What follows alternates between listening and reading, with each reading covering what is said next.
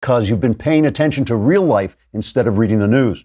In the news, things are absolutely awful. For instance, here's a 9/11 article written by Joe Scarborough in the Washington Post, in which Joe says Donald Trump is harming the dream of America more than any terrorist attack ever has. Now, you may say, that's ridiculous. Joe Scarborough would never sink to commentary so disgustingly low it constitutes a slap in the face of every American who's lost his life or a loved one to the evil of Islamist murder. But boy, oh boy, would you be wrong. Sure, Joe writes, the terrorists want to kill us and everything we stand for, but Trump has damaged the country's image. And that's even worse because of some reason that I'm sure makes total sense. Another headline in the same paper says it's not wrong to compare Trump's America to the Holocaust. And you might think an editor with integrity would cut his own heart out with a penknife before he'd allow someone to write a column in his paper comparing this free and compassionate nation to a country that attempted to systematically slaughter an entire race of people.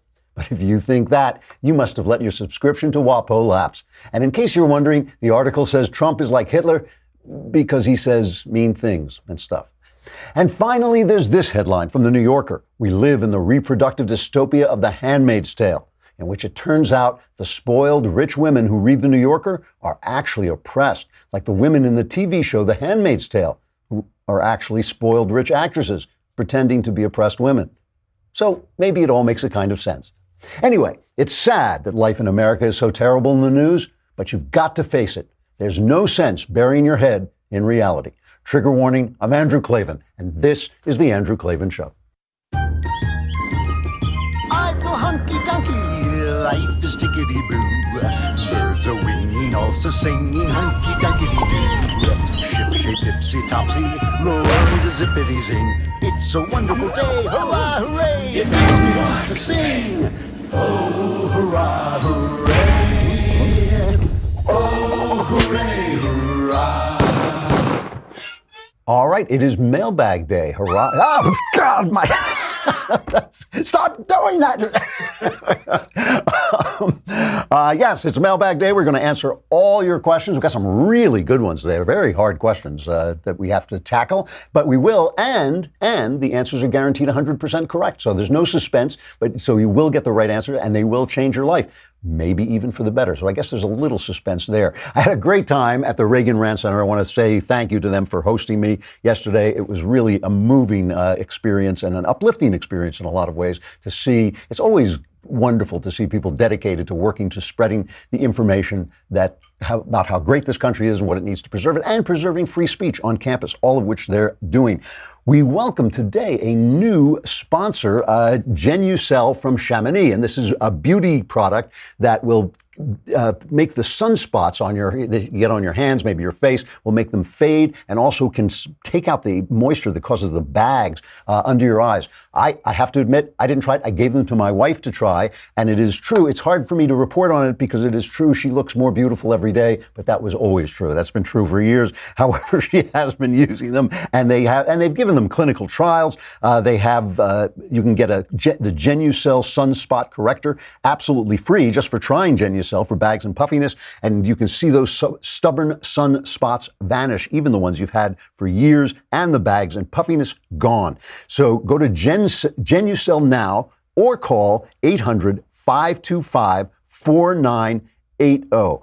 And that isn't all. For a limited time, Chamonix Microdermabrasion is also yours free for the first time this year. Plus, order now and receive free shipping. So say goodbye to wrinkles, dark spots, and sunspots today. Call 800-525-4980 or go to Genucel.com. That's Genucel.com, Genucel.com. So one of the things I talked about yesterday was the fact that everything becomes literature eventually. All history becomes literature. Everything becomes story. And what I mean by that is as the people who experience something died, and as the pain of an experience and the actual experience of an experience fades away, we tell the story over time and we get meaning out of it. We either remember, that there are enemies in the world, like 9/11. We remember there are enemies in the world. We remember we're defending something here that multiculturalism is a mistake. It's nonsense. It's not true that all cultures are the same, that some cultures are based on better ideas and make better cultures, and better cultures make better people. Even though all people are sinful and problematic,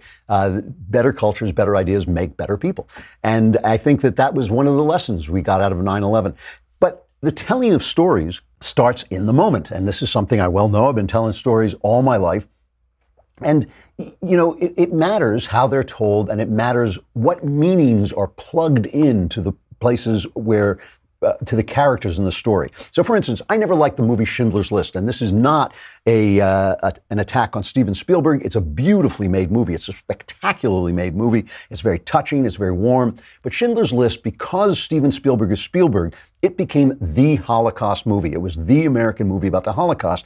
And the Holocaust was not about people who saved other people's lives. The Holocaust was about evil. It was about death. It was about suffering in despair and terror and torment. And to make it this uplifting story is to tell a lie about it. But that's part of history fading away. History fades away, and we look for hope and we look for inspiration. And so a story can be true and not true at the same time.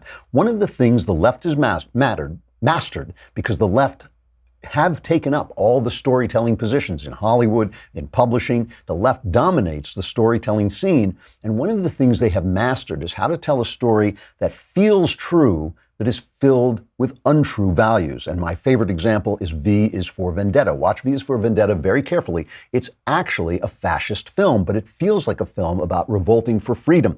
And people watch it, and every time I say it's a fascist film, people say, no, no, no, the individuals rise up and they revolt. But who are the powers that oppress them in the film? Because what the left does with these stories is they replace the true oppressor with a false oppressor. So in the V is for Vendetta, they replace the true oppressor that was threatening us at the time and still is threatening us to some degree, Islamist radicalism, and they replace that with Christianity. The oppressors are Christian. The oppressor is Parliament, the mother of all freedoms that we have, political freedoms that we have today. And the whole story is people overturning, in the name of Islam and protecting Islam, overturning the Christian oppressor and overturning Parliament so that the people can rule, and they're all masked and anonymous. It's a fascist film. And they make you feel that it's a film about freedom by replacing the values of the actors in it. So in other words, the people who are acting to oppress are people who in real life want you to be free. The people who are oppressed are people in real life are oppressive. And that's a good trick that they use.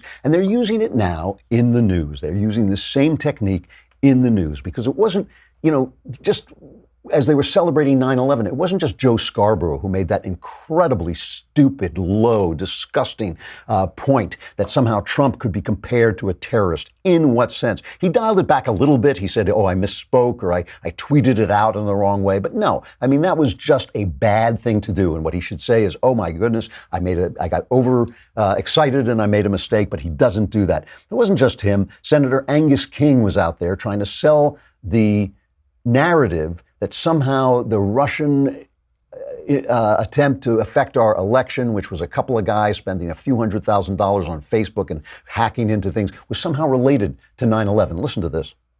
That was, I would argue, the beginning of an attack that's continuing today.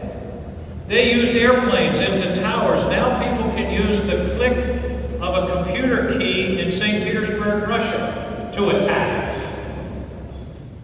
It's an attack that continues, and it's the same kind of attack today that occurred in 2001. No, it's not. He says it's a little hard to hear because of the echo, but it's the same kind of attack today with Russians in St. Petersburg clicking on their computers as it is when you murder 3,000 people who will never come home to their families. And that's just absurd and insane, but it is a way of telling stories that the left does. And here is the thing. It's working. It is working to some degree. It's an article in Bloomberg. Here's the headline. There's never been a president this unpopular with an economy this good. It says there's little doubt the economy is on a roll. Gross domestic product expanded at its fastest clip in 4 years in the second quarter. Unemployment is near the lowest since the 1960s, and wages look to be finally on the rise, which is a big deal. While consumer sentiment on the economy is currently higher than the average of any president since the polls started in the 1980s, Trump's approval rating, as measured by a separate poll, is the lowest of the lot. And the circus in Washington, it says, is seen drowning out good economic news. So think about it. What's the circus in Washington? What is the circus in Washington? Trump is an obstreperous loudmouth. He treats people badly, the people around him badly, his employees. How does that affect you? That's just a story. It is a story you are being told. Oh my goodness, John Kelly says it's crazy town, or whoever said it was supposed to have said it was crazy town. Even though they deny it, even though the people deny it, the rumor goes around the world before the truth can get its pants on, and you are being told the story. Oh my goodness gracious, what a terrible thing. And one day Donald Trump may just pick up a phone and bomb North Korea, and nobody will be able to do a thing about it, which is utter nonsense. And that's the story that's being told instead of the real story. You know, we keep hearing about civility. Now, let me talk about this in a minute. First, I have to talk about Black Rifle Coffee, which, listen, I have to tell you this. When I go to Starbucks, I don't even go into Starbucks anymore because I like Starbucks coffee, but I'm so tired of listening to them preach to me their left-wing nonsense. I'm so tired of them taking time off to do meaningless bias training instead of making coffee. The guys at Black Rifle Coffee are veterans, and they just make coffee and support this country. It was founded by former special operation vets. Black Rifle delivers the best roast-to-order coffee right to your door, and this guarantees you're getting fresh, premium coffee with every order. And in addition to great coffee and great gear, by the way, Black Rifle has a coffee club that makes things easy. No lines, no running out, just great coffee shipped right to your door every month, hassle-free. They also give a portion of their sales to veteran and first responder causes. I'm sold. Call to action. Visit blackriflecoffee.com/Klavan and receive 15% off your order. That's blackriflecoffee.com/Klavan for 15% off. blackriflecoffee.com/Klavan. And yes, you say, yes, I want that coffee. But how do you spell Klavan? It's Klavan. So this other story that they use the McCain funeral memorial to put forward, oh, civility, wither the civility. Republican congressional candidate Rudy Peters, who's running against Democratic incumbent Eric Swalwell in California, was attacked by an assailant wielding a switchblade while campaigning at the Castro Valley Falls Festival on Sunday. This nutcase started shouting about Donald Trump and then rushed at him with a switchblade. And luckily, the candidate Rudy Peters was able to grab his campaign sign and fend off the switchblade. Now, I just want to say, since we're talking about this, civility, and who causes violence and who's inciting violence. We're always told any minute now, Donald Trump's rhetoric is going to incite violence. We're constantly being told that on the news. Let's listen to the way the networks covered this story last night.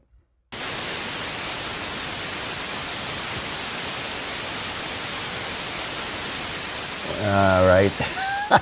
Yeah, all right. So that was not much coverage there. Nothing. We are constantly hearing that Donald Trump's rhetoric is the chaos, the horror, he calls them this.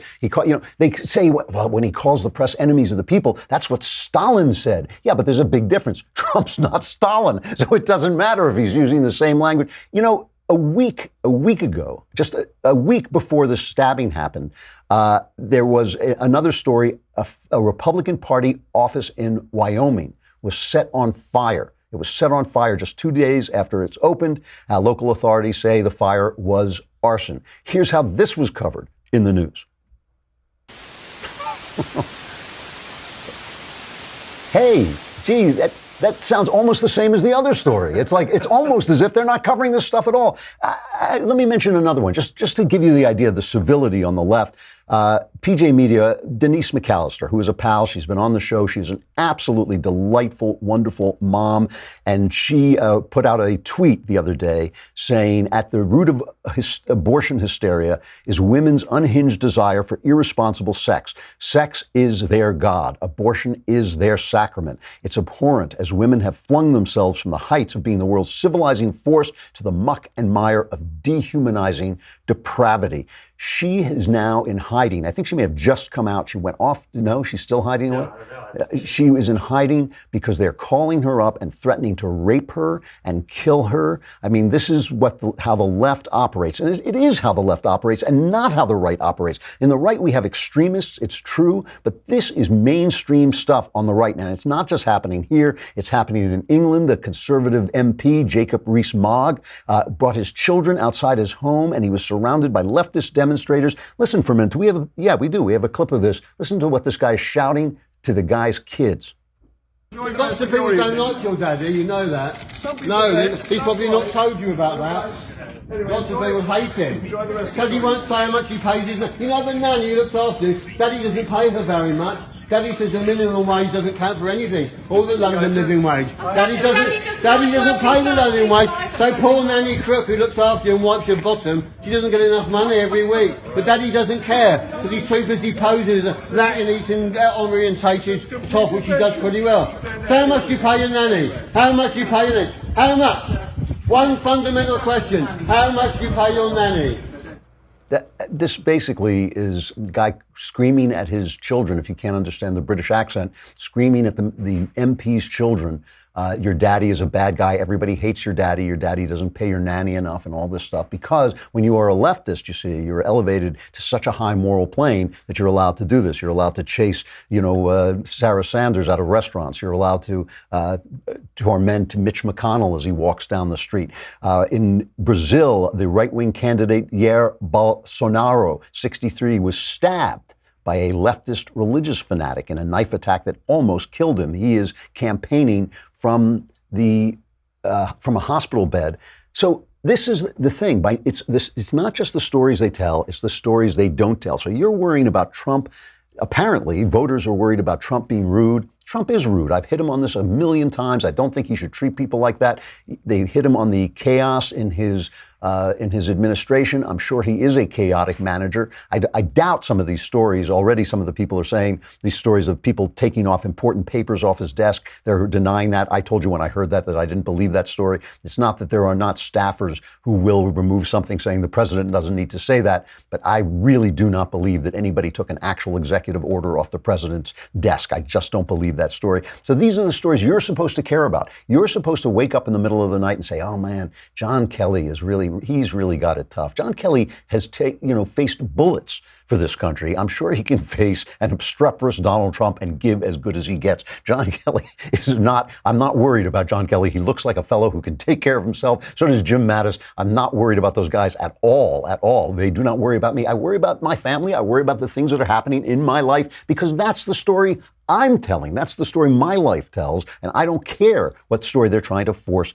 down my throat. The economy is really the big one. The economy is the one that really gets me because this is the untold story. This is the story that we are not hearing. If Obama were still president, this would be the lead story every single day. If Obama could have done what Trump has done with the economy, lead story every day. Obama's taking credit for it. Listen to this speech he gave. This is cut number 1. And by the time I left office, household income was near its all-time high, and the uninsured rate had hit an all-time low, and wages were rising, and poverty rates were falling. I mention all this just so when you hear how great the economy is doing right now, let's just remember when this recovery started.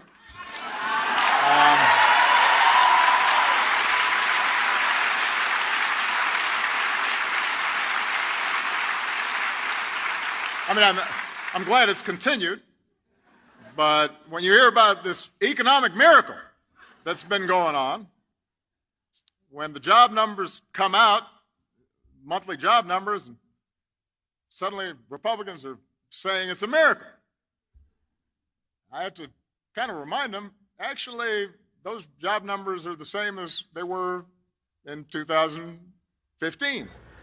I have been waiting for days to take this apart because this is such garbage. It is such garbage, and I haven't had time to get to it, but I want to get to it now because it is the story that the left is trying to sell.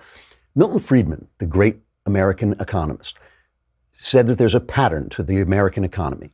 The deeper the recession, the stronger the recovery. Somebody was writing about this in the Wall Street Journal yesterday, but I know this for myself.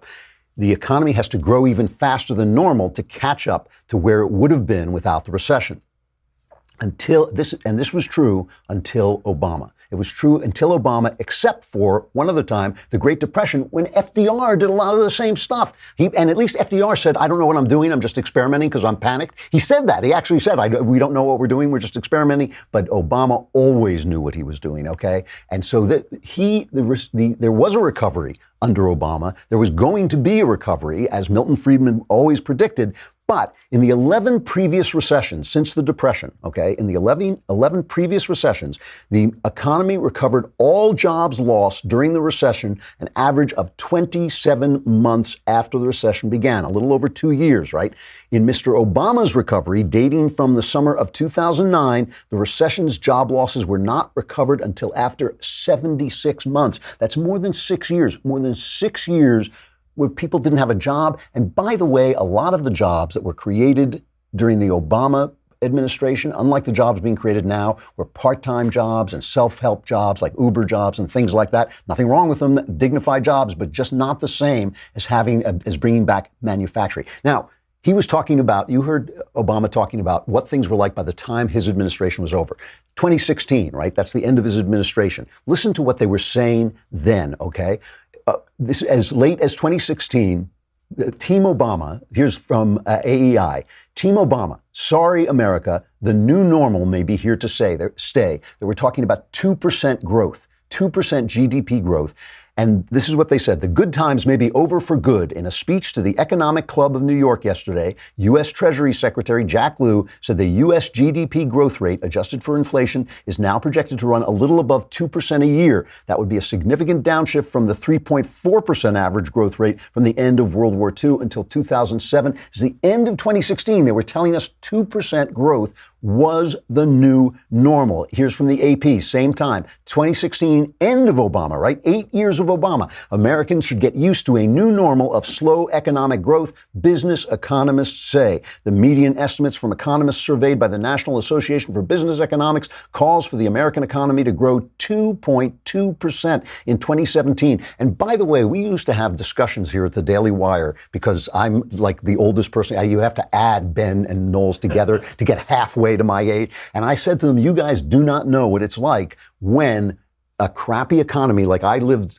through under Carter gives way to the economy that Reagan creates. It's like laughing gas. It is a wonderful, wonderful thing. And during the Carter economy, I will tell you from personal experience, they said the same thing. America is ungovernable. The growth rate is now going, this is the new normal, this inflation, this stagflation, this is the way it's going to be. Nobody can do anything about it. Reagan took office, bang. 2 years later, it's gone. That is the thing. They sell you that you can't do better. Let's listen to the great Nobel Prize winning economist Paul Krugman, who took off his tinfoil hat just long enough to be in this interview with this guy. Listen to the question. A little hard to hear. The guy has a thick Indian accent, a little hard to hear, but he's saying, is this 2% growth the new normal?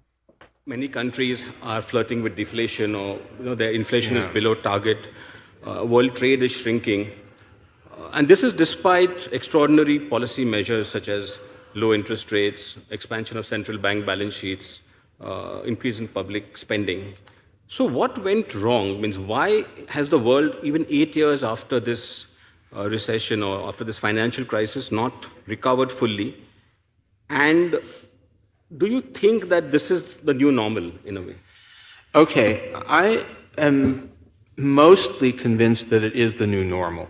Honk. Wrong, Paul. Wrong. And the thing is, Obama sat on the recovery by anti-business regulations and by that incredible, whining, solemn, America-blaming idea. And because for all his posters saying hope, the guy didn't have much hope for the future of America. Listen to this. Some of those jobs of the past are just not going to come back. And when somebody says, like the person you just mentioned, who I'm not going to advertise for, that he's going to bring all these jobs back. Well, how exactly are you going to do that? What are you going to do? There's no answer to it. He just says, well, I'm going to negotiate a better deal. Well, how exactly are you going to negotiate that? What magic wand do you have? And usually the answer is he doesn't have an answer. All right, and now I just want to play this little segment of David Asman's show on Fox Business. He's interviewing Trump's new economic advisor, Larry Kudlow. Just listen to the difference. This is now only 2 years later, folks. It's only 2 years later. Listen to this. Well, more really good news for the U.S. economy, with employers adding a better than expected 201,000 jobs in August. This is yearly wage growth hits a 9-year high. Let's bring in White House Chief Economic Advisor and good friend Larry Kudlow. Larry, congratulations. What would you say the headline of this story is today? You know, I think here's the broader headline. The single biggest news story in 2018, by far, is an economic boom that almost everyone believed to be impossible. That, to me, is the story. Not all this other stuff that pops up periodically. The economy is booming on all cylinders. There's been a big change in policy and attitude and confidence. And let me add to that, this is middle class, working folks, fatter paychecks kind of stuff. And it's not over. This is not 1 quarter or 2 quarters. Every reading I have, I used to do it for a living, is this going to go on for quite some time? That's the story, David. An economic boom, folks said couldn't happen. So Donald Trump is doing such a bad job that Barack Obama is trying to take credit for it.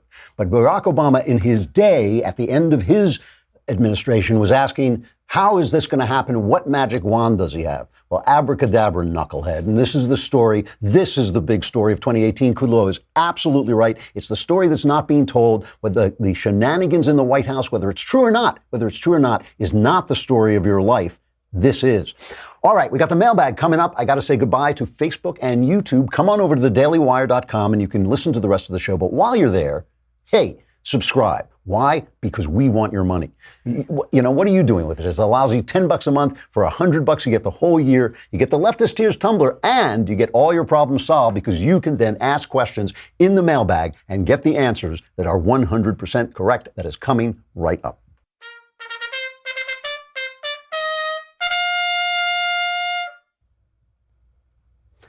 All right, these are some tough ones today. Oh my God, the mailbag.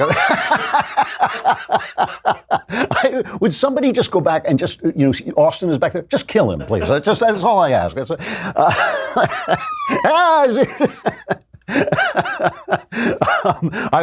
I've said this before, but there's this guy who wrote in and said every time that happens, he wants to drive his truck off the road. So we're just trying to kill people here. That's all. From the mailbag. That's, as I say, from Ashley. From Ashley. Hi, Andrew. I'm in my 20s, but I recently learned that the reason my parents divorced was because my father had an affair while my mom was pregnant with me. I'm an only child.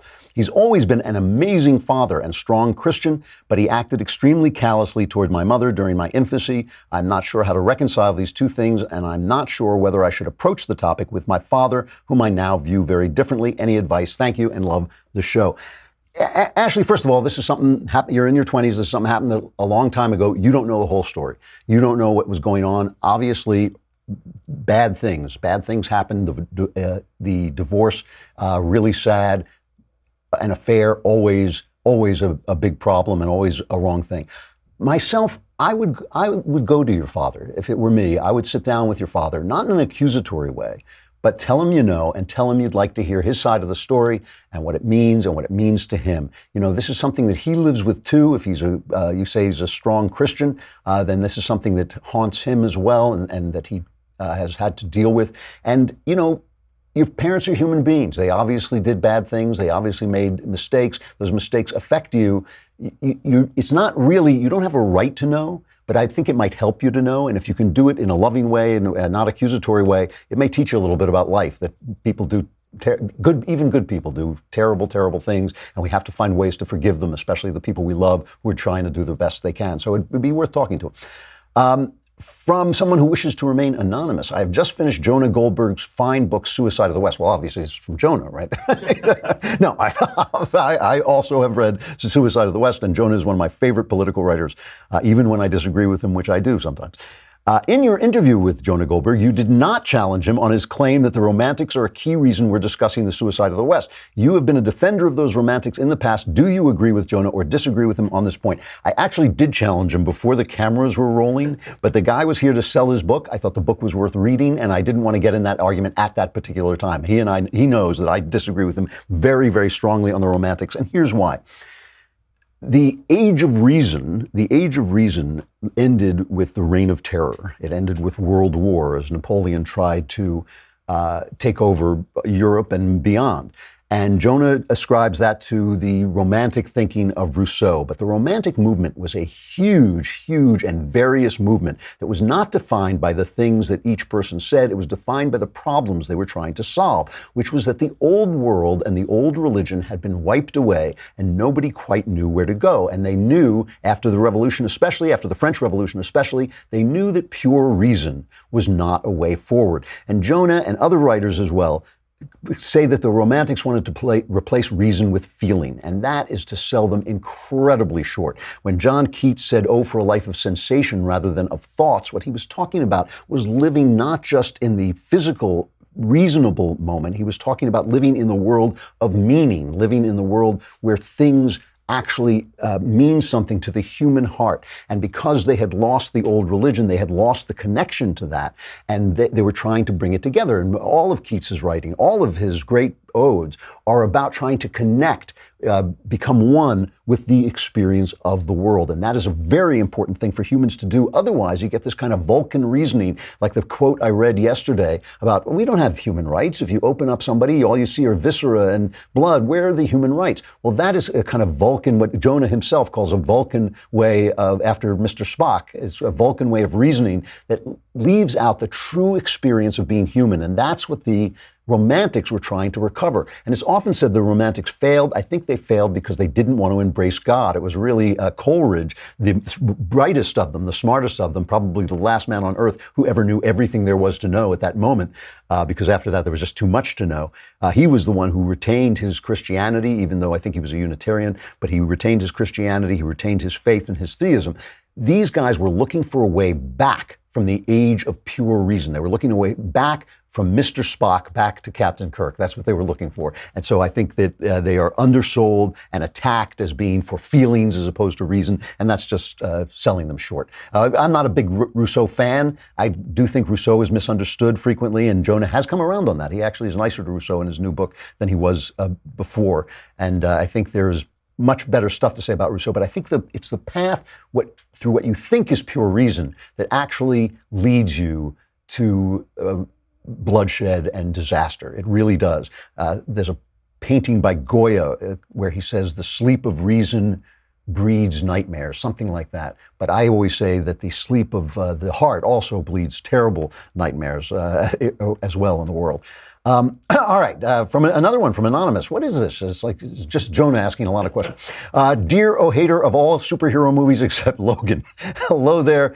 I'd love to remain anonymous, but I did want to send in a question. I'm a 19-year-old college student, and I'm a massive fan of the show. Thank you so much for everything you do and the support you give. Anyways, I am absolutely terrified of females.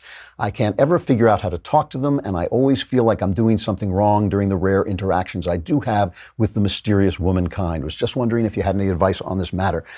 Yeah, some. I mean, first of all, I think you're going to have to get over it. At some point, you're just going to have to be brave enough to go forward. But try this. Try not wanting anything from them. Try just treating them like another human being. Try not thinking about whether you're going to go out on a date with them, whether they will marry you, whether they'll sleep with you, whatever it is you're thinking about. Try not wondering about whether they'll like you. Just try relating to them as actual other human beings. And maybe they're going to be different kinds of human beings because they're female than you are because you're male, but that's okay. They're still human beings. If you just go into conversations with women not trying to get anything out of them or from them, you're just trying to get to know them and listen to what they say and talk to them about what you think, as you would with a male, you will get to know them and you will ultimately overcome your fear. The first steps are going to have to be yours. If you want to join a club where you have to interact with women, that's a good thing to do. If you want anything that will get you into a situation that is not necessarily a dating situation, but just a situation where you get to know people as people. And I think that's the best advice I can give you, because at some point when you're shy, you got to overcome it. You just got to face it down. But good luck. Let us know how it goes. From Augustine, I recently attended a Republican fundraiser and the whole crowd was basically all white and male. How can we show minorities that conservatism is best for them? How do we get more diversity in the Republican Party? I think the answer to that is you have to go to the people that you're trying to attract and make the argument about what you're for. It's one thing to attack the left on the stupid stuff they say, okay? But you have to be for something. And this is just so important because the question I get is how can we convince? How can we appeal? How can we do this? You know, maybe you can't. Maybe you can't. Maybe they don't want what you're selling, but at least sell them what you're selling. Don't tell them about how the left is bad. Go into their neighborhoods, go into their places, go into the places where you can reach them and say, here's what we are for. Okay, and then you can make fun of the left. No question about it. You can attack the left, but tell them we are not for the special treatment of black people, for instance. We're not for special treatment. It doesn't work out well. It doesn't work out when it's negative. It doesn't work out when it's positive. We are for treating black people the same as everybody else. But you got to remember, too, they may have a point of view, and you got to listen to that as well. You got to listen when somebody says to you, you know, the police don't treat a black guy the same way they treat a white guy. I am sure that's true. My answer to that is why not? Why don't the police treat black people the same? Is it because of the police or is it because of the criminality in black neighborhoods? And how can you deal with that? How can you address that? So the thing is, you can't convince people if you're not talking to them. You can't convince people if you're not listening to them. The same thing with women. You know, a lot of people mistake my opinions about women because I dislike the philosophy of feminism so much. And people think I think women should stay home and take care of their kids, blah, blah, blah. That's not what I'm saying at all. What I'm saying is feminism degrades feminine concerns. It tells you that if your concerns aren't work, if your concerns aren't earning money, if your concerns aren't the concerns of men, strength, power, then you are somehow second rate. If your concern is building a home, if your concern is nurturing children, if your concern is loving and being in a loving relationship and building that relationship and making a place for that relationship in the world, you are less than a man. And I am saying, no, you are not. You are equal to a man, but you are different. And that's what I think. So you got to start to talk to people where they are and listen to what they want as well and not dictate to them. All right. From Dan, Lord Klavan, a good friend of mine just moved into town and we've hung out a lot and had many deep conversations. Over the course of our time together, I started to develop romantic feelings for them. Unfortunately, they are in a relationship with someone who admittedly hasn't been there for them. Should I tell my friend how I feel and possibly ruin our friendship or just stick with the status quo? Love the show. Well, Dan, first of all, you got to stop using crap pronouns. The individual pronoun for a person is either, in this case, him or her, but since you use them throughout, I have no idea what you're talking about. You're talking about romance, right? There are different kinds of romances. If everybody in this story is gay, that's fine. If everybody in the story is heterosexual, and so you're talking about men and women, those two things give me one answer to give you. But if what you're talking about is this them that you're in love with is a guy, but is in a relationship with a girl, that's a very different story. So first of all, get the pronouns straight, okay? So here are my two answers for the two situations I can imagine. If this person is a man, your name is Dan, so you're a man, and he is in a relationship with a woman who is not there for him, and you are falling in love with this guy, keep it to yourself and get over it because he's straight. He's straight. He's not going to suddenly become gay because you love him. You're only going to break your heart and make him feel bad. Just keep it to yourself. I mean, you're just going to have to live with this broken heart because the guy is straight. Okay, so that's the first thing. If these are all heterosexual or all gay relationships, right? If there's whatever it is, if everybody's on the same page and wanting the same thing, then I think you go to your friend and you say, look, I am not going to have an affair and cheat on anybody. I'm not going to lie to anybody. I'm not going to sneak around to anybody because if he or she will do that with you, he or she will do it with anybody, right? He will do it to you as well. But then you express your feelings. You know, I think you're in a relationship that's not working. I think I can do better. I have feelings for you. Just so you know, here's my number. Call me maybe. You know, I mean, that's basically all you can do. You know, it's all fair in love and war. He's not married. I'm taking it. You didn't say he's married, or she's married, or whatever the hell I'm talking about. But you know, you don't break up a marriage. You don't cheat in a relationship. But you can express yourself and say what you have to say. Again, very hard to tell if you don't use the proper pronouns.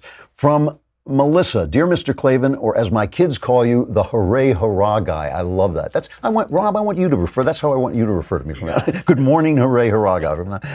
My 8-year-old daughter is interested in writing stories, and she has decided that for her first big undertaking, she would like to write a mystery chapter book. She's very excited about the whole idea, so I told her I'd reach out to the expert, the Andrew Klavan Show. How do you get started when you are writing a new story? What is your process? Any pointers for my aspiring author? At 8 years old, my advice to you is write the story. Sit down and write the story, have a good time, make it as much fun as you can possibly make it, and have a great time. It is a wonderful way to spend your time. Writing stories is about as much fun as you can have.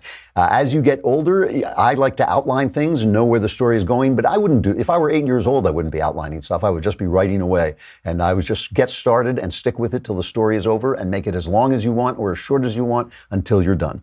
From Stephen. Dear Supreme Overlord Klavan, recently I received news that my estranged father had passed away. It has been a very long time since I knew him, as we parted ways when I was a teenager, but I knew he had always been a heavy drinker.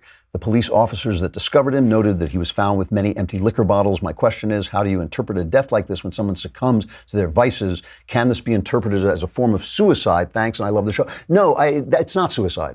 That is not suicide. People are not smart enough to really take into account the fact that they're going to die in the distant future because of their habits now. In fact, EMT workers have a name for this. They're called death by lifestyle. Death by lifestyle. No, he was an addict. He was addicted to alcohol, and the alcohol killed him. I mean, that's what happened. That's a very sad story. It's a tragic story. It's terrible. Alcohol, when you abuse it like that, sucks the soul right out of you even before it takes your life. And it's a terrible way to go. But it's not an intentional. It's not like I want to kill myself. It's simply an addiction to something. When you get addicted to something, you lose all other sense of all other values. It's really terrible. I've seen it too many times, but it really is tough. All right, we're kind of running out of time, but I'll do one more from Samuel. Dear King Klavan the Wise, for the past few months, I have found it extremely difficult to pray. I've gone into my room in silence to be alone with myself and my thoughts on multiple occasions, but I always seems like it's for nothing. I think I've forgotten how to pray. I don't feel comforted or enlightened when I pray. In fact, I don't feel much of anything except the inescapable feeling that maybe I simply am not being heard. I feel like I'm simply praying to a silence. What is wrong with me? There's also one right after that from Richard where he says that he was raised Catholic but became a militant atheist. But he married his longtime high school sweetheart. They had a first child, a beautiful little girl. And he says, along with these monumental life events, reading The Great Good Thing, my memoir, C.S. Lewis, Jordan Peterson, listening to your show, and Ben's, I've slowly but surely come back to faith in God. Every day I feel more and more that someone is listening. There is my question, and here's where my question comes in. The more I feel the presence of God, the more ambivalent I am about speaking to him and praying. Any advice for someone who by no means wants to feign devotion or prayer, but still feels the draw and desire to pray? Help. Many, many thanks to you. So 2 people having trouble with prayer. My advice on prayer is always the same. Find a place alone, find time to be alone, and pray out loud. It's important to speak your prayers out loud. You can speak them under your breath, so if you're afraid somebody else is going to be listening in other than God. But when you speak your prayers out loud, it forces you to form real sentences and not just present feelings and amorphous ideas to God. It is like you are in a conversation. Somebody is listening. God is listening. And in that conversation, you will really find pathways open up to you. There are times when you feel separated from God. A lot of times that's because of focus, or you're focused on something inside you like grief or some other form of unhappiness or confusion, and it's hard for you to turn outward. Speaking out loud also helps with that. It brings you out of yourself and causes you to speak into the other person in the relationship, who is God. Try it. I mean, there are times when you feel a little more distant from God than others, but I have always found, I have incredible confidence in this. I mean, anytime I'm having a problem, I know there will come a point in my day, usually early in the day, when I can go before God and speak, and things will work themselves out. Sometimes it takes more than one prayer, but things will work themselves out if I pray out loud and know what I'm saying and listen to the response. Today, in fact, by the way, they had a picture of Mark Wahlberg, the action star, on the Daily Wire, and it said, "True masculinity." That was the headline on the Daily Wire, and it said he prays 30 minutes a day, every day. And I thought, I pray 30 minutes a day, every day. They've never, ever run a headline over my face saying true masculinity. What is going on, Daily Wire? Let's get to the bottom of this. All right, tickety-boo news.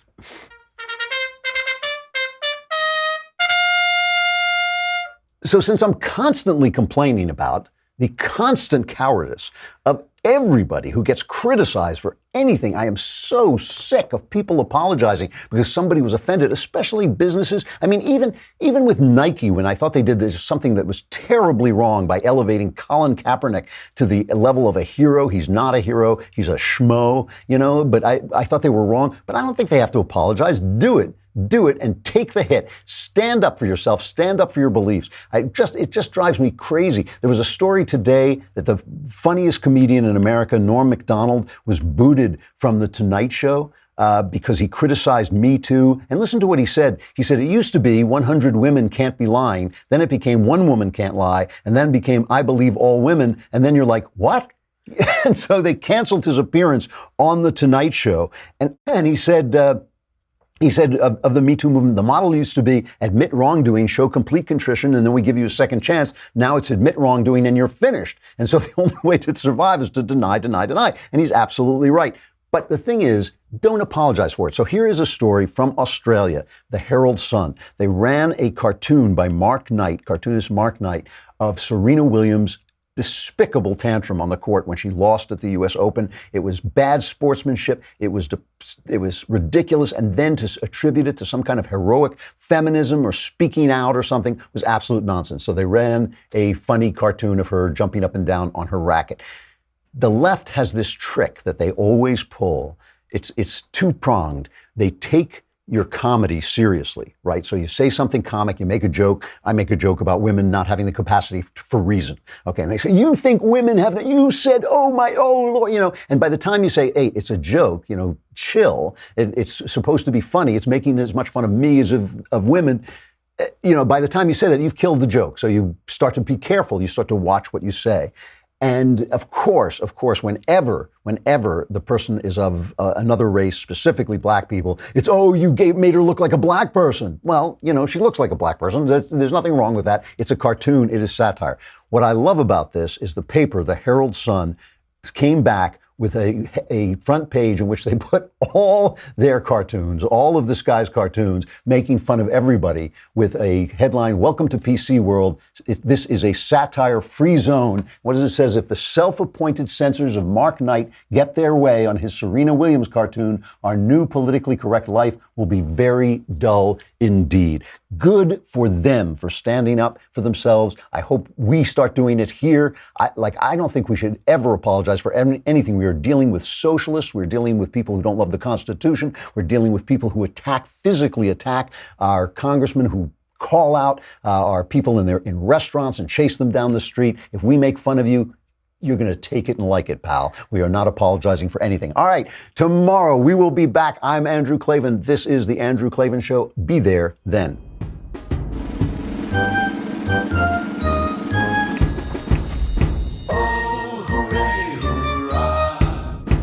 The Andrew Klavan Show is produced by Robert Sterling. Executive producer, Jeremy Boring. Senior producer, Jonathan Hay. Our supervising producer is Mathis Glover. Technical producer, Austin Stevens. Edited by Alex Zingaro. Audio is mixed by Mike Cormina. Hair and makeup is by Jesua Alvera. And our animations are by Cynthia Angulo and Jacob Jackson. The Andrew Klavan